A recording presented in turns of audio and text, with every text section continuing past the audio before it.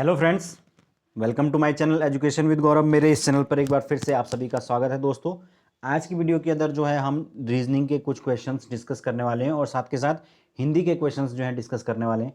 तो फ्रेंड्स, आप लोग मेरे साथ पूरे वीडियो को ध्यान से देखिए, लास्ट तक मेरे साथ बने रहिए और हम एक एक चीज़ जो है देखते रहेंगे। और साथ के साथ आपको जो है इससे ये भी पता चलता रहेगा कि किस तरीके के क्वेश्चंस पूछे जाते हैं और किस तरीके का पैटर्न हमें, किस तरीके की हमें तैयारी करनी है। ओके, तो मेरे साथ आप लोग लास्ट तक बने रहिए और सारी की सारी चीज़ें जो हैं हम समझते हुए चलेंगे। ठीक है, तो फ्रेंड्स, और वीडियो स्टार्ट करने से पहले मैं एक चीज़ और कहना चाहता हूं कि अगर आप लोगों ने टेलीग्राम चैनल मेरा ज्वाइन नहीं किया अभी तक, तो आप ज़रूर टेलीग्राम चैनल को ज्वाइन कीजिए। उसका लिंक मैंने डिस्क्रिप्शन बॉक्स के अंदर डाला हुआ है, तो वहाँ पर आप उस पर क्लिक कीजिए और उसको ज्वाइन कीजिए। वहाँ पर फिर मैं क्या करता हूँ, जो भी मैं नई वीडियो डालता हूँ उसका नोटिफिकेशन मैं वहाँ पर शेयर कर देता हूँ, ताकि जो भी वीडियो मैं डालूँ वो तुरंत आप लोगों तक उसका नोटिफिकेशन पहुँच जाए। ओके, साथ के साथ जीके के क्वेश्चंस, क्विज वगैरह डालता रहता हूँ, तो आप लोगों का फ़ायदा ही होगा, नुकसान कुछ भी नहीं होगा। और नहीं आपसे उसमें कोई चार्ज या कोई पैसा लिया जा रहा है आपसे। ठीक है, तो इसीलिए आप लोग टेलीग्राम ग्रुप को सब लोग ज्वाइन करें। साथ के साथ अगर नोट्स चाहिए तो आप मुझे इस व्हाट्सअप नंबर पर कॉन्टैक्ट कर सकते हैं, यहाँ पर आप मैसेज मुझे कर सकते हैं। ठीक है, तो चलिए दोस्तों, हम शुरू करते हैं हमारा आज का डिस्कशन। आज वैसे भी बहुत लेट हो चुका है, तो चलिए शुरू करते हैं आज का डिस्कशन। तो हम पहला जो क्वेश्चन है वो डिस्कस कर लेते हैं। पहला क्वेश्चन है, राम श्याम की तुलना में अधिक धनी है परंतु सोहन जैसा धनी नहीं, और रमेश की तुलना में अधिक गरीब है तो श्याम है। तो ये एक रीजनिंग का क्वेश्चन है, तो इसको देख लीजिए आप किस तरीके से करना है। राम जो है वो श्याम की तुलना में अधिक धनी है, तो इसका मतलब श्याम जो है वो नीचे आ जाएगा, है ना, नीचे श्याम आएगा और ऊपर उसके आ जाएगा आपका राम।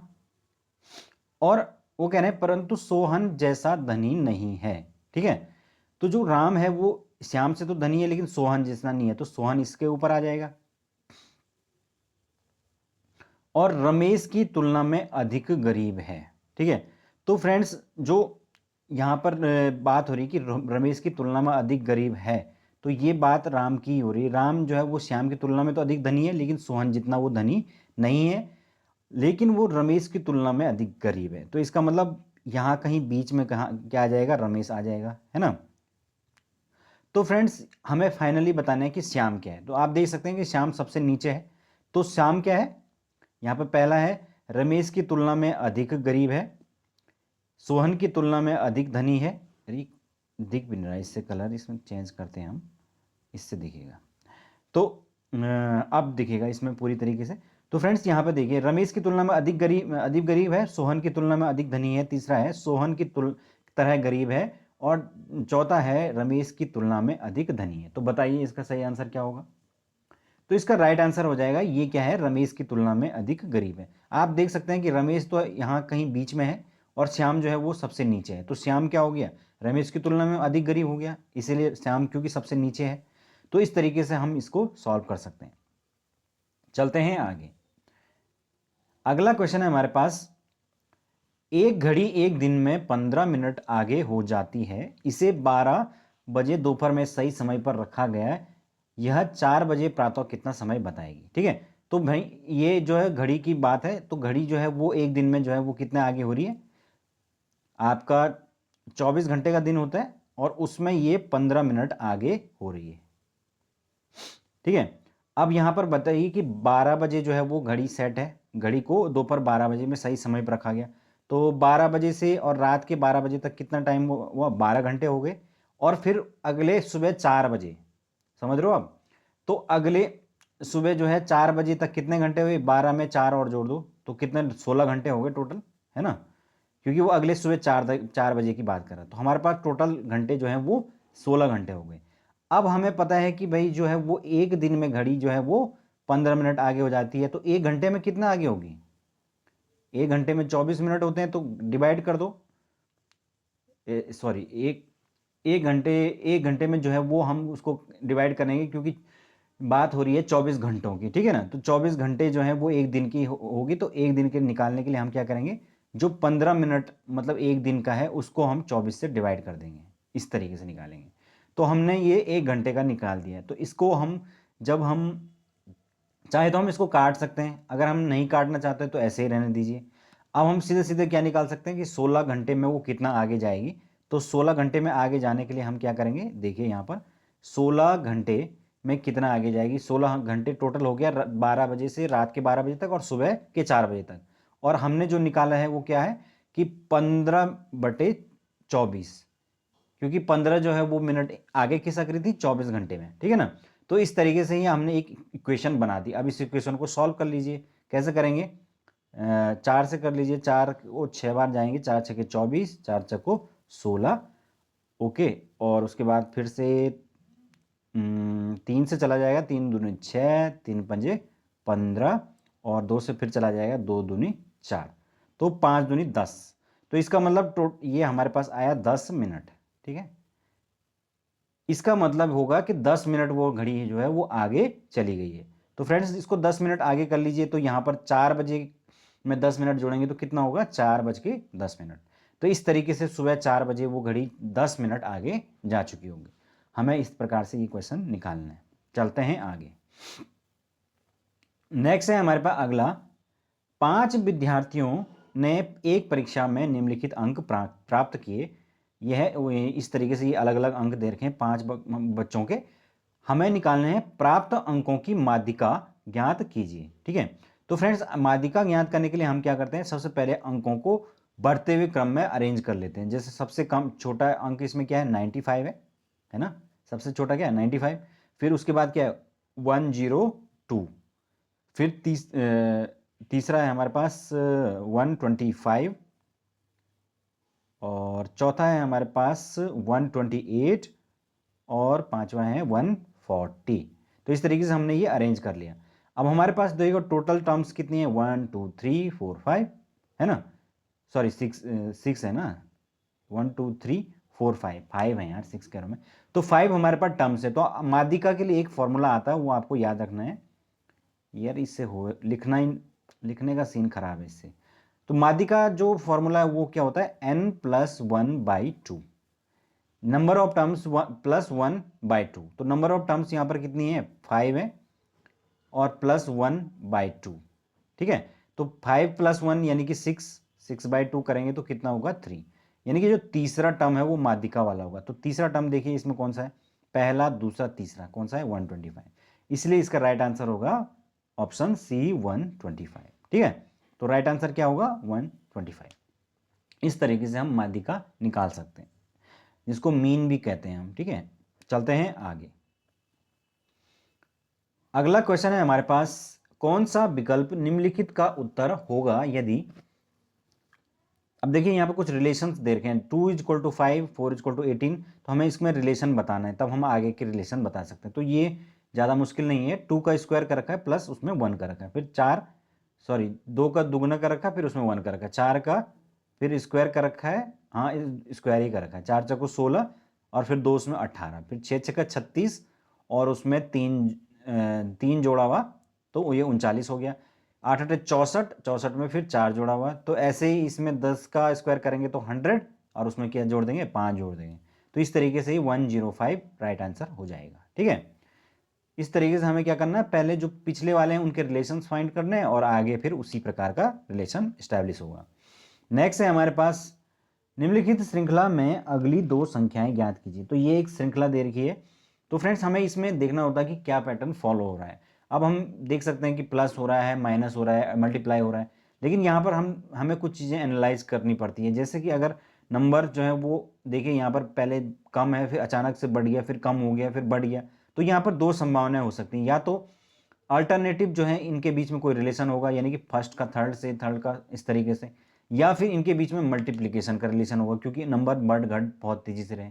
प्लस माइनस का तो हो नहीं सकता है ना। तो कैसे निकालेंगे, सबसे पहले हम देखेंगे कि इस प्रकार का क्या रिलेशन हो सकता है। तो 4 से 6 गए 2, और 2 से 3 गए 9, लेकिन अगला हमारे पास 12 आ रहा है। तो उसमें आगे इसमें ऑप्शन में आप देख सकते हैं कि कोई इस प्रकार का क्वेश्चन, मतलब ऑप्शन दिख ही नहीं रहा है, ठीक है ना। तो ये तरीका मुझे सही नहीं लग रहा है। अब हम डायरेक्ट जो है वो चैन के अंदर ही देखते हैं आगे से पीछे तक कि कोई रिलेशन बन रहा है। तो देखिए 4 को जब हम हाँ ठीक है, 4 3 जा करेंगे तो 12 होगा, और 12 को हाफ कर लेंगे तो फिर 6 आ जाएगा, ठीक है। फिर 6 को जो है 3 से मल्टीप्लाई करेंगे तो 18 आ जाएगा, और 18 को फिर हाफ कर लेंगे तो 9 आ जाएगा।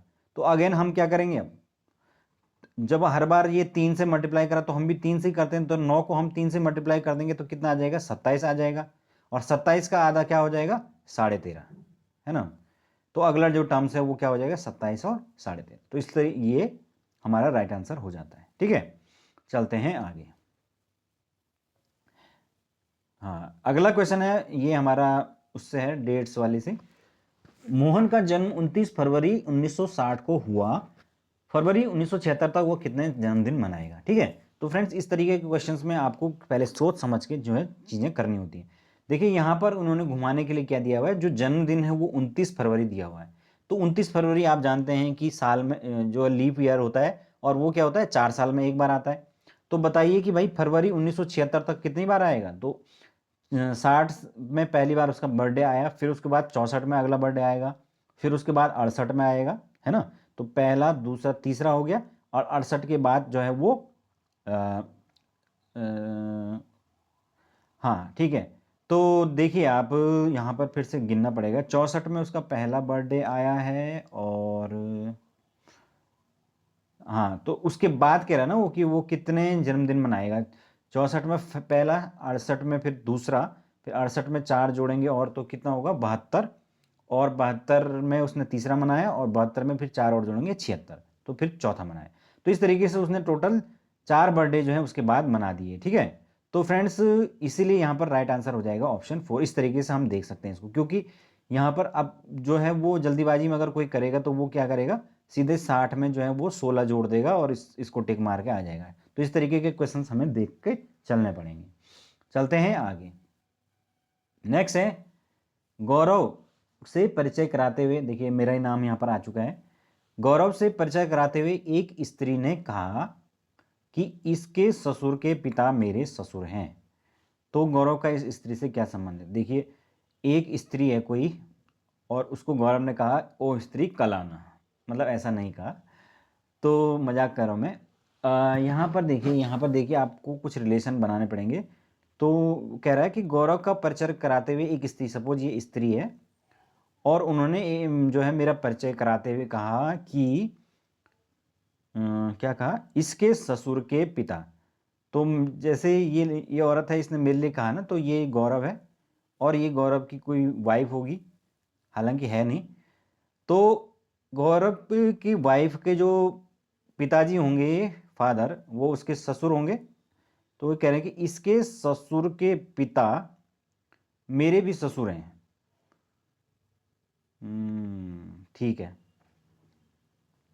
इसके ससुर के पिता,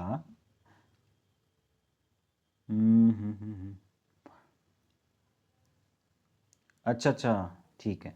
यहाँ पर देखिए ये है स्त्री, और उसने परिचय कराया कि भाई ये सपोज मैं यहाँ पर हूँ और ये गौरव है। तो उन्होंने कहा कि ये जो गौरव है, इनके इनके जो ससुर जी हैं, ससुर जी, उनके जो पिताजी हैं ये, तो ये क्या है, मेरे भी ससुर हैं। ठीक है, इस तरीके से उन्होंने कहा। तो ये देखिए आपकी यहाँ पर वो, जब वो उनके भी ससुर हुए तो इसका मतलब क्या हो गया कि ये जो गौरव हैं ये क्या हैं, इनकी इस स्त्री के क्या हैं, दामाद हैं, है ना। तो आप देख सकते हैं क्योंकि ये नीचे का जो फर्स्ट जनरेशन है उसमें रिलेशन जा रहा है, तो यहाँ पर राइट आंसर इसलिए हो जाएगा दामाद। ठीक है, तो इसी तरीके के ये थोड़ा कंफ्यूजिंग क्वेश्चंस देते हैं। चलते हैं आगे। ये ब्लड रिलेशंस वाले जो क्वेश्चन है इनकी आप प्रैक्टिस कर लेना भाई। ठीक है, चलते हैं आगे। नेक्स्ट है, नीचे दिए गए चित्रों से 4 उत्तर चित्रों में कौन सा समान रूप से संबंधित है। तो ये फिगर्स वाले हैं, देखिए ये 2 फिगर हैं, और आपको इन फिगर्स को देखकर इसके यहाँ पर बताना है कि क्या अगला फिगर हो सकता है। तो देखिए क्या होगा इसमें। देखिए फ्रेंड्स यहाँ पर देखिए ये जो 4 दोनों ही फिगर हैं, इसमें क्या करा हुआ कि जो एक फिगर है उसको क्या किया गया, 1/4 डिवाइड किया गया है ना। चारों में से मतलब ये जो छायांकित भाग है ये क्या है, 1/4 है। अब इस वाले में भी देखिए जो छायांकित भाग है वो क्या है, 1/4 है ये वाला। तो हमें इसमें भी इस प्रकार की आकृति ढूंढनी होगी जिसमें कि छायांकित भाग 1/4 है। तो देखिए इसमें तो 1/4 नहीं है क्योंकि ये बड़ा वाला भाग हो गया, इसमें भी ये थोड़ा छोटा हो गया, इसमें भी छोटा हो गया। इस वाले में हमको दिख रहा है कि जो ये भाग है ये इक्वल नंबर ऑफ 1/4 है, तो इसलिए राइट आंसर हो जाएगा ऑप्शन डी। ठीक है, तो ये यहाँ पर राइट आंसर हो जाएगा। चलते हैं आगे। नेक्स्ट है दो संख्याओं का लघुत्तम समापवर्त उनके महत्तम समापवर्त का 36 गुना है। संख्याओं का गुणनफल 3600 है, उसका महत्तम समापवर्त ज्ञात कीजिए। तो फ्रेंड्स इस प्रकार के जो क्वेश्चन है जहां पर जो एचसीएफ और एलसीएम दोनों दे रखे होंगे तो वहां पर एक फॉर्मूला आता है, वो है दो संख्याओं का गुणनफल। जैसे मतलब कोई दो भी संख्या हैं एक्स और वाई, वो बराबर होता है उनके एचसीएफ इंटू एलसीएम। ठीक है, तो ये इस प्रकार का ये फॉर्मूला है, इसको आपको याद रखना है। अब वहां पर वो कह रहा है कि दो संख्याओं का जो लघुत्तम समापवर्तीय है ना, यानी कि जो एलसीएम है वो उनके एचसीएफ का 36 गुना है। दो संख्याओं का लघुत्तम समापवर्तीय यानी कि लीस्ट कॉमन मल्टीपल एलसीएम उनके एचसीएफ का 36 गुना है। ठीक है, तो यहां पर हम क्या करेंगे, एचसीएफ को तो एचसीएफ ही रहने देंगे और इनटू में जो एलसीएम है उसको क्या लिख देंगे, 36 इंटू एचसीएफ, क्योंकि जो एलसीएम है वो 36 गुना के बराबर है ना एचसीएफ के। तो यहाँ पर दो एचसीएफ हो गया, अब एचसीएफ और एचसीएफ, तो एचसीएफ का स्क्वायर हो गया। तो दोनों संख्याओं का जो मल्टीपल्स है वो ऑलरेडी हमें दे रखा है, वो है 3600। तो इस साइड जो है ये हम इसकी जगह पर 3600 लिख देंगे और एचसीएफ जो है एचसीएफ के साथ मिलकर बना देगा एचसीएफ का स्क्वायर। तो एचसीएफ का स्क्वायर ये हो गया और इंटू जो है हमारे पास 36 तो है ही। ठीक है, तो 36 नीचे जाएगा तो 36 से 36 कट गया और ये आ जाएगा आपका 100। तो इस तरीके से दोस्तों हमने इसका जो आंसर है वो फाइंड आउट कर लिया है, वो है 100। अब ये आंसर नहीं है क्योंकि ये एचसीएफ का स्क्वायर है। तो स्क्वायर जब हम इसको बदलेंगे वापस, तो यहाँ पर देखिए हमारे पास आया है HCF का स्क्वायर बराबर 100। तो हमें निकालना होगा HCF। तो हम क्या करेंगे, इसका स्क्वायर रूट कर लेंगे, स्क्वायर रूट करेंगे तो ये आ जाएगा 10। तो इस तरीके से ये राइट आंसर हो जाएगा आपका 10। ठीक है, तो इस प्रकार से हमें इसका एक ही फॉर्मूला जो है इसमें आता है जब रिलेशन वाला, कि दोनों जो संख्याएं होंगी उनका गुणनफल बराबर होता है एचसीएफ इंटू एलसीएम। ठीक है, चलते हैं आगे। नेक्स्ट है हमारे पास आकाश 16 मीटर दक्षिण की ओर चलकर बाईं ओर मुड़ जाता है, ये दिशा वाला क्वेश्चन है, और 5 मीटर चलता है, इसके बाद वह उत्तर की तरफ मुड़ता है। जब बना के देखना पड़ेगा ये तो। आकाश जो है वो 16 मीटर जो है वो दक्षिण की तरफ चलता है, ये 16 मीटर चला दो उसको। ठीक है, और उसके बाद वो क्या करता है, बाएं मुड़ जाता है, बाएं यानी कि आपका राइट। ठीक है ना, तो उसको हाँ ठीक है मुड़ा दो उसको, उसको 5 मीटर मुड़ा दो, ऐसे 5 मीटर थोड़ा कम ही होगा।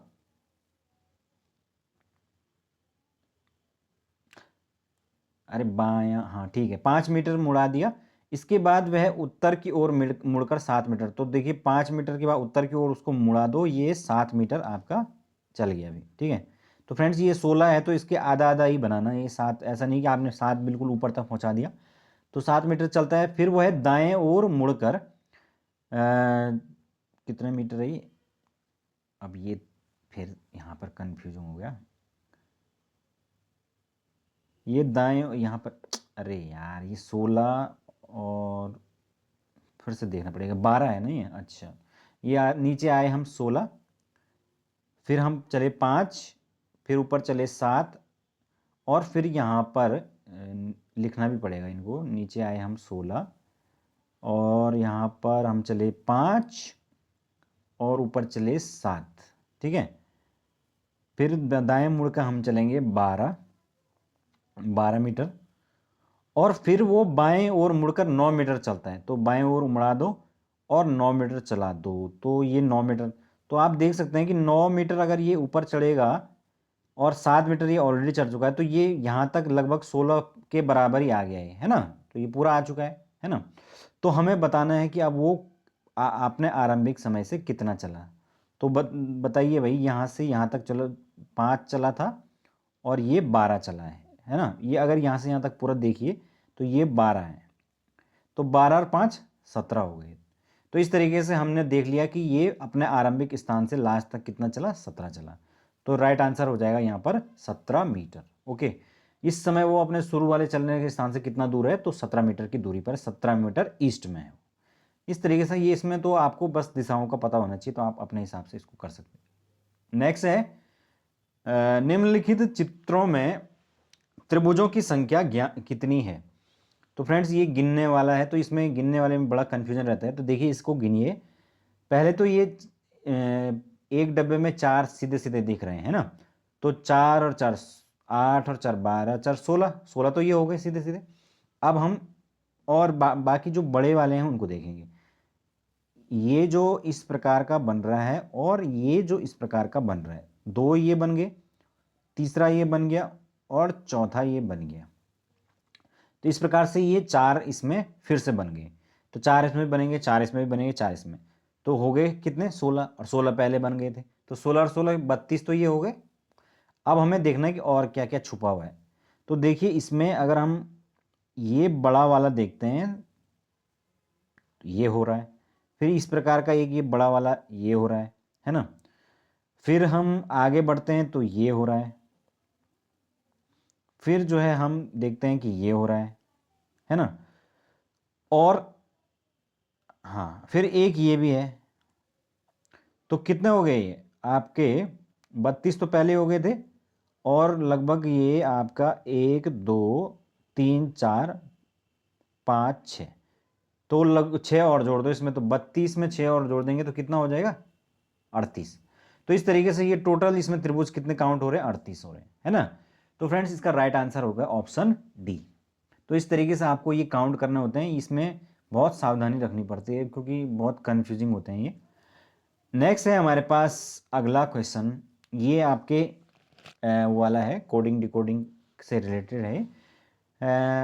खाली स्थान की पूर्ति हेतु चिन्हित कीजिए। यहाँ पर देखिए ये जो APOC है इसका हमें अगला बताना है, लेकिन उसके लिए हमें क्या करना पड़ेगा, इन दोनों के अंदर जो है वो रिलेशंस फाइंड आउट करने मतलब पता करना पड़ेगा कि क्या रिलेशन है। देखिए ITSK और फिर इधर है MVUN। तो देखिए कि किस प्रकार का रिलेशन यहाँ पर बन रहा है। देखिए K के बाद हम जब N की तरफ जाएंगे तो क्या होगा, K फिर L फिर M और N, है ना। तो K के बाद कितना कितना प्लस हो रहा है, LMN, तो +3 हो रहा है। यहाँ पर S के बाद देखिए, S के बाद STU, हाँ +2 हो रहा है, +2 हो रहा है। फिर T के बाद देखिए TUB, हाँ यहाँ भी +2 हो रहा है। और नेक्स्ट है I के बाद देखिए IJKLM, तो कितना हो रहा है, ये +4 हो रहा है ना। तो इसी प्रकार से हम इसमें भी करने की कोशिश करते हैं। C के बाद हम +3 अगर करते हैं तो सबसे पहले हम C के बाद क्या देखेंगे, ABCDEF, तो F हो गया। उसके बाद हम O के बाद +2 करके देख लेते हैं, OPQ, हाँ Q हो गया। फिर P के बाद हम +2, फिर क्योंकि दोनों में +2 ही था उसमें, तो PQR, ठीक है R हो गया। और A के बाद हमने +4 करना है, तो BCDE, E हो गया। अरे कहाँ गया, चल ही नहीं रही। तो आप देख सकते हैं कि ERQF, तो ये फर्स्ट वाला जो है हमारे पास रिलेशन निकल के आ रहा है, ठीक है। तो इस तरीके से हमें क्या करना है, पहले दूसरे वाले में फाइंड आउट करना है और फिर उसी के बेस पर पहला वाला करना है। तो ये प्रैक्टिस पे बात होती है, इसका कौन कितनी जल्दी कर पाता है। उसके अलावा इनके जो कोड्स होते हैं वो उस पर भी पूछा जाता है, तो वो कोड्स आपको याद रखना है, किससे, इजोटी से कोड आपको याद रखना है, EGOTY, ठीक है ना। यहाँ पर जो E है वो उसका 5 होगा, J 10, फिर O 15, T 20 और Y 25। तो ABCD के जितने भी कोड्स हैं वो भी याद रखना है, क्योंकि उल्टी करके कई बार पूछ लेता है। चलते हैं आगे। तो ये था हमारे कुछ रीजनिंग के क्वेश्चंस। फ्रेंड्स हाँ, एक क्वेश्चन और रह गया इसमें शायद से। नेक्स्ट है हमारे पास, एक व्यक्ति एक नदी में धारा की दिशा में 15 किलोमीटर नाव चलाने में 3 घंटा 45 मिनट का समय लगाता है, जबकि धारा के विपरीत दिशा में 5 किलोमीटर दूरी 2 घंटे 30 मिनट में तय करता है, धारा की गति होगी। ठीक है, तो देखिए यहाँ पर एक व्यक्ति जो है धारा की दिशा में 15 किलोमीटर चल रहा है, तो हमें यहाँ पर डिस्टेंस भी दे रखी है और ये 3 घंटा 45 मिनट समय भी दे रखा है। तो हमें पता है कि चाल बराबर क्या होता है, दूरी बटे समय। ये फॉर्मूला याद रखना आपको, चाल बराबर दूरी बटे समय। ठीक है ना, तो इस फॉर्मूले की मदद से हमें निकालना है। तो पहले हम निकाल लेते हैं कि यहाँ पर क्या दिया हुआ है। दूरी जो है हमारे पास दी हुई है 15 किलोमीटर और टाइम दिया हुआ है आपका 3 घंटे और 45 मिनट जो है, इसको भी हम घंटे में कन्वर्ट कर लेंगे। तो कैसे करेंगे, 45 मिनट को घंटे में कन्वर्ट करने के लिए 60 से डिवाइड कर लेंगे, है ना।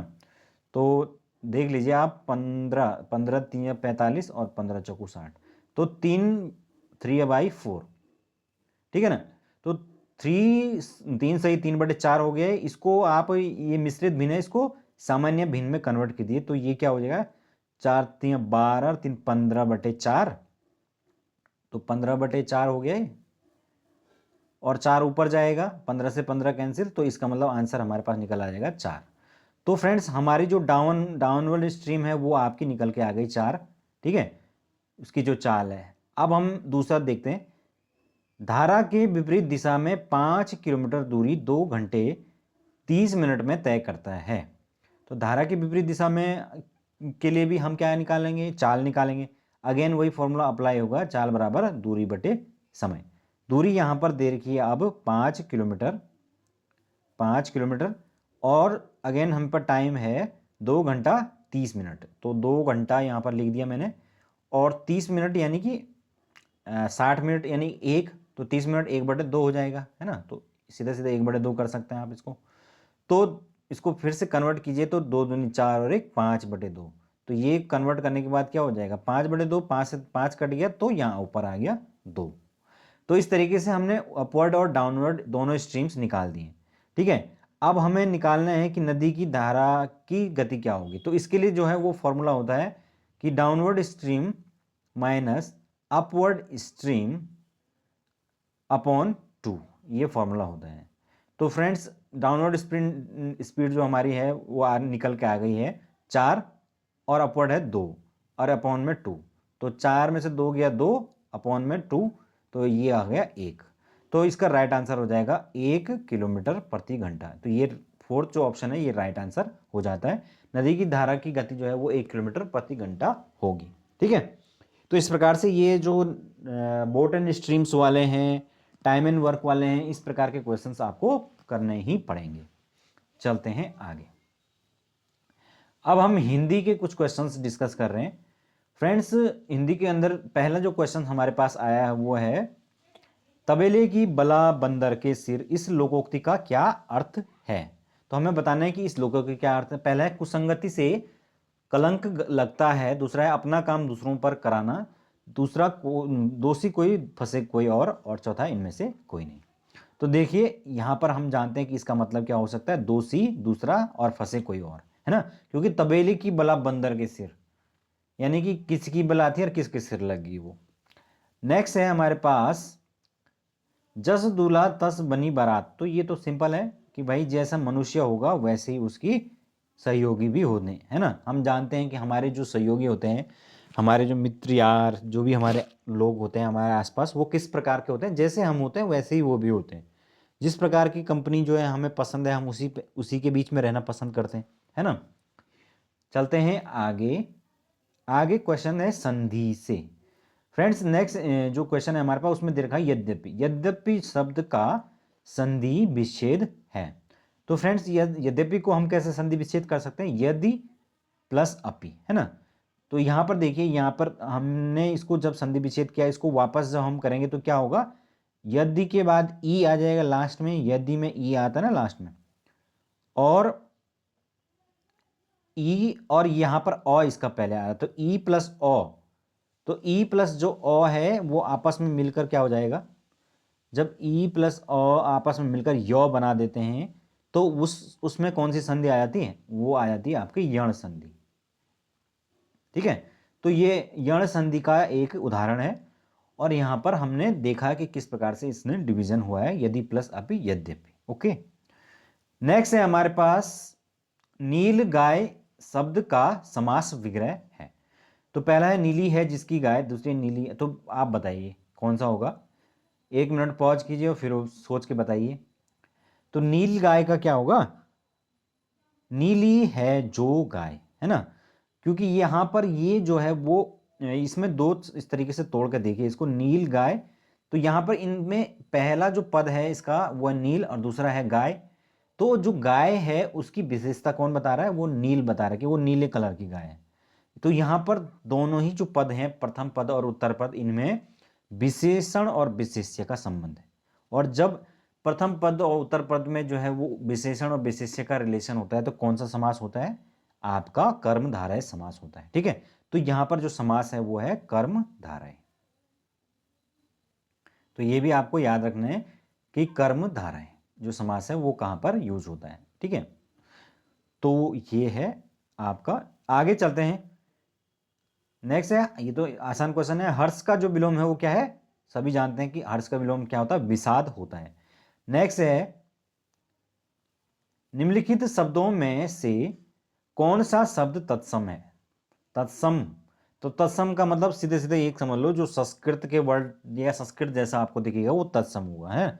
तो यहां पर देखिए रात, अग्नि, जेठ या नींद, इसमें तत्सम जैसा कौन दिख रहा है? अग्नि, है ना, थोड़ा संस्कृत जैसा दिख रहा है ना। तो वही जो संस्कृत से हुबहू ले लिए जाते हैं इस प्रकार के, जैसे कि आपका सूर्य हो गया, है ना, वायु हो गया। तो इस प्रकार के जो चीज़ें होती हैं वो आपका दावाग्नि अगर कहीं पे लिखा हुआ तो वो भी संस्कृत के डायरेक्ट लिया गया तो वो तत्सम के अंतर्गत आएगा। चलते हैं आगे। नेक्स्ट है, दधी का तद्भव है। दधी, तो दधी किसको कहेंगे? दूध को कहते हैं, घी, खीर को या दही को। तो फ्रेंड्स जो दधी है वो संस्कृत शब्द है, जिसको दही को जो है वो दधी कहते हैं। ठीक है, अगला है हमारे पास पावन जो शब्द है उसमें कौन सी संधि है? अब देखिए इसको ध्यान से देखिए, सबसे पहले हमें क्या करना पड़ेगा? संधि फाइंड करने के लिए इसको जो है उसका संधि विच्छेद करना पड़ेगा, तभी जाके हम क्या करेंगे? संधि को फाइंड कर सकते हैं। तो फ्रेंड्स संधि विच्छेद कैसे होगा पावन का? पावन का जो संधि विच्छेद होता है वो है प प्लस अन, इस प्रकार से इसका संधि विच्छेद होता है। तो यहां पर देखिए जो प और जो लास्ट में ये ओ आ रहा है ना, ये और ओ ये आपस में मिलकर क्या बना देते हैं? आय आओ बना देते हैं, आओ। तो इसी से जो है वो पवन बन गया। यानी कि जब जो है वो इसमें रूल के अंतर्गत तो होता है आपके कि जो ए होता है, छोटी ए या बड़ी ए, छोटा ओ या बड़ा ओ, अब इनका जो मेल होता है तो उसका ए से होता है जब तो ओ आय हो जाता है, जब बड़ी ए से होता है तो वो आय हो जाता है, जब ओ से होता है तो वो अव हो जाता है, और जब बड़े ओ से होता है तो वो आओ हो जाता है। तो इस तरीके से जो है वो इनके बीच में रिलेशंस बनते हैं, और ऐसे जब रिलेशन बनते हैं तो तब उसमें होती है आपकी अयादि संधि। तो वेरी इंपॉर्टेंट है, अयादि संधि जो है वो उसमें जब भी आओ वाला भाव, जैसे पवन, तो पो धन आओ, तो आओ आ रहा है ना बीच में, तो इस प्रकार का जब साउंड कहीं पर आ रहा होगा तो वो अयादि संधि होती है। ठीक है, चलते हैं आगे। नेक्स्ट है, अज्ञेय शब्द का वाक्यांश है। तो पहला है, जिसे देखा ना जा सके, जिसे सुना ना जा सके, जिसे रोका ना जा सके, जिसे जाना ना जा सके। तो अज्ञेय मतलब जिसको जाना ना जा सके, है ना, जिसको ज्ञात ना किया जा सके, यानी जिसे जाना ना जा सके। अगला क्वेश्चन है हमारे पास, निम्नलिखित शब्दों और समासों का सुमेलित करके कूट का चयन कीजिए। हमें इसमें दिखाना है कि कौन जो है वो किसके अंतर्गत आएगा। देखिए इसमें ध्यान से देखिए, देखिए इसमें अगर आपको कुछ नहीं भी पता है तो सबसे पहले हमें वो चीज पकड़नी है जिसमें नंबर हमको दिख रहा है। देखिए इसमें नवरात्र, तो नवरात्र जो है उसमें हमें नव दिख गया, नव में यानी कि एक नंबर दिख गया। तो नंबर जिसमें दिखता है वो कौन से होते हैं? द्विगु होते हैं। तो आप इसी से जो है वो क्वेश्चन को सही कर सकते हैं डायरेक्ट, है ना। लेकिन उसके अलावा भी बाकी चीजें हमें देखनी जरूरी है। आप देखिए पहला है क्रोधाग्नि, यानी कि क्रोध के समान अग्नि, है ना। और दूसरा है मृत्युंजय। तो मृत्युंजय जो है वो मृत्यु के ऊपर भी जिसने विजय प्राप्त कर दी होगी, तो ये किसको कहा जाता है? भगवान शिव को कहा जाता है मृत्यु को जीतने वाला। और जहां पर जो है वो किसी दोनों ही पदों में से दोनों ही पदों नहीं बल्कि किसी तीसरे अर्थ की प्रधानता होती है, यानी कि कोई तीसरा अर्थ निकल के आ रहा हुआ, तो वहां पर कौन सा होता है? वहां पे आपका होता है बहुब्रीहि समास। ये देखिए, तो इसलिए मृत्युंजय में इस जब भी जो है वो तीसरा कोई अर्थ निकल के आ रहा होगा तो बहुब्रीहि हो जाएगा।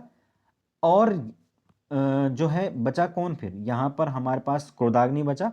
तो क्रोधाग्नि जो है वहां पर अगेन हमने जो अभी पिछली बात की थी, क्रोध के समान अग्नि या क्रोध रूपी अग्नि। तो जो अग्नि है उसकी जो विशेषता है वो है कि वो क्रोध के समान है। तो वहां पर विशेषता और विशेषण का संबंध है, तो कर्मधारय हो जाएगा। और लास्ट में बचा शोक मग्न। तो शोक मग्न, शोक में मग्न। तो जहां पर ये मैं और इस तरीके के आएंगे तो वहां पे कौन होते हैं? तत्पुरुष होते हैं, है ना। क्या क्या होते हैं? कर्ता ने, कर्म को, करण से, ये सब चीजें आपने पढ़ी होंगी। तो ये इस प्रकार से हमारे ये मैच फाउंड हो गया, ठीक है। तो यहाँ पर जो राइट आंसर हो जाएगा वो हो जाएगा ऑप्शन ए, ठीक है। ऑप्शन ए यहाँ पर राइट आंसर हो जाता है। चलते हैं आगे, आगे क्वेश्चंस बचे हुए हैं, एक दो क्वेश्चन है शायद अभी। नेक्स्ट है हमारे पास, निम्नलिखित में से पर्यायवाची युग्म के संदर्भ में गलत है? आंख का चक्षु, इंद्र का सुरपति, तीसरा है गधा, वैशाख नंदन, और आकाश का जलद। तो फ्रेंड्स ये फोर्थ जो ऑप्शन है ये गलत है, क्योंकि आकाश जो है वो जलद नहीं होता है। जलद यानी कि जल जिसमें होता है तो वो आकाश नहीं बल्कि बादल होते हैं, ठीक है। तो इसलिए ये फोर्थ ऑप्शन यहाँ पर गलत हो जाता है, बाकी सब सही है। अगला है, निम्नलिखित वाक्यों में से कौन सा अशुद्ध वाक्य है? तो जो अशुद्ध है वो हमें फाइंड करना है। अभंग एक मराठी छंद है। आपका भवदीय, यह काम आप पर निर्भर है। और चौथा है, मुझसे यह कार्य संभव नहीं। तो कौन हो जाएगा इसमें? देखिए, इसमें जो राइट आंसर हो जाएगा वो होगा आपका भवदीय। देखिए यहाँ पर जो आपका भवदीय जो है वो दोनों चीज़ें एक साथ नहीं आ सकती है ना। जैसे इंग्लिश में होता है ना कि भाई कई बार जब सुपरलेटिव डिग्री हो जाती है, तो जैसे आपका मोस्ट के साथ जो है हम वेरी वेरी नहीं लगा सकते, वेरी मोस्ट नहीं बोलते हैं तो वो गलत हो जाएगा। उसी तरीके से ये भी है कि आपका भवदीय बोलने की जरूरत नहीं है, भवदीय बहुत है ना। तो इसीलिए यहाँ पर ये ऑप्शन बी गलत आंसर हो जाता है। अगला है, मस्ताना में कौन सा प्रत्यय है? तो मस्ताना प्रत्यय यानी जो लास्ट में लगते हैं, तो क्या होगा? मस्त प्लस आना। तो मस्ताना में क्या हो जाएगा? आना हो जाएगा। आगे है दावाग्नि।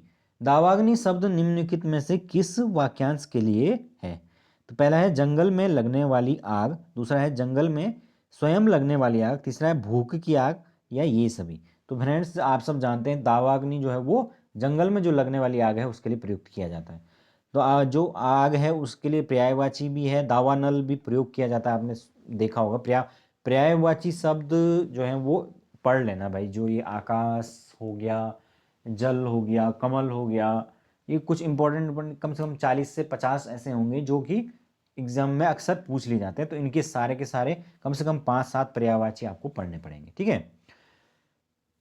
अगला है, और आज का हमारा लास्ट क्वेश्चन है, निम्नलिखित में से सही शब्द को छांटिए। पहला है महत्वाकांक्षी, दूसरा है शिक्षणेतर, तीसरा है कृपया, और चौथा है श्रृंगार। तो सही शब्द कौन सा है इसमें? तो सही शब्द है इसमें शिक्षणेतर, ठीक है। बाकी देखिए महत्वाकांक्षी जो है इसमें क्या गलत है? इसमें जो ये तौ है इसके ऊपर ये इस तरीके का डंडा नहीं आता है, तो ये गलत हो जाएगा। ये सी में देखिए कृपया है तो कृपया होता है, कृपया नहीं होता है। और श्रृंगार में उन्होंने स्रौ जो है वो इस तरीके से गलत बना रखा है, यहाँ पे ऐसा होता है, ठीक है। तो इस तरीके से फ्रेंड्स ये आपको हिंदी के क्वेश्चंस करने हैं, ठीक है। इसके अंदर आपको संधि पढ़नी है, समास पढ़ने हैं, है ना, समास विग्रह आने चाहिए। और संधि जो आपके 40 से 50 पर्यायवाची जो है अच्छे से उनको याद करना है। साथ के साथ कुछ जो फेमस लोकोक्तियाँ हैं वो पढ़नी है, मुहावरों के लिए एक शब्द, ये सब पढ़ना है। तो ये चीज़ें आपको सारी की सारी पढ़नी है, ठीक है। तो इसी के साथ आज का लेक्चर खत्म होता है। Thank you so much.